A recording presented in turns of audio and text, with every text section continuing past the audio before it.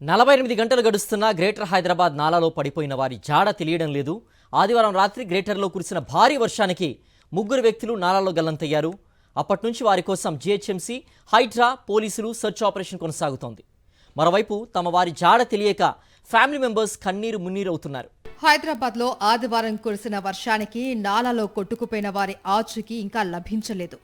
ఒకరు కాదు, ఇద్దరు కాదు, ముగ్గురు గల్లంతైనా ఇంతవరకు ఎక్కడ పోయారో తెలియట్లేదు. వారి జాడ కోసం కుటుంబ సభ్యులు రోదిస్తూ ఉన్నారు. ముషీరాబాద్ పార్సీగుట్టలో దినేష్ అనే యువకుడు బైక్తో నాలా దాటుతూ ఉన్న సమయంలో నాలా సైడ్ వాల్ కూలి బైక్తో సహా నాలాలో పడి కొట్టుకుపోయాడు. ఇప్పటి వరకు దినేష్ బైక్ ఆచూకీ మాత్రమే లభించింది. 8 o'clock మొన్న జరిగితే ఇంతవరకు బాడీ ఇస్తలే, తిరుగుతూ దొలాడుతూ అంటే ఇంతవరకు మా బాబు మాకు కావాలండి, ఎక్కడికని చెప్పి తెచ్చియండి. మీరు ఇన్ని రోజులు అట్లా పెడితే ఎట్లా అండి? దొలాడితే వెతుకుతున్నాం అంటారు, వెతుకుతలేరు ఎవరు. సరిగా వెతుకుతే ఎందుకు దొరకదు? మంచిగా ఉండేవాడు, అసలు ఏమి వాడు చేసుకున్న కష్టం చేసుకుని భార్య పిల్లలతో తల్లిదండ్రులతో మంచిగా ఉంటుంది. ఎక్కడ ఏం తిరగకపోతుండే. ఆయన పెస్ట్ కంట్రోల్ చేస్తాడు ప్రైవేట్లో. హబీబ్ నగర్ పోలీస్ స్టేషన్ పరిధిలో హబ్జల్ సాగర్ నాలా పక్కనే మాంగర్ బస్తీలో నివసిస్తున్న బావా బామ్మర్తులు రామ్ అర్జున్లు ఇద్దరూ నాలా ఉధృతికి కొట్టుకుపోయారు.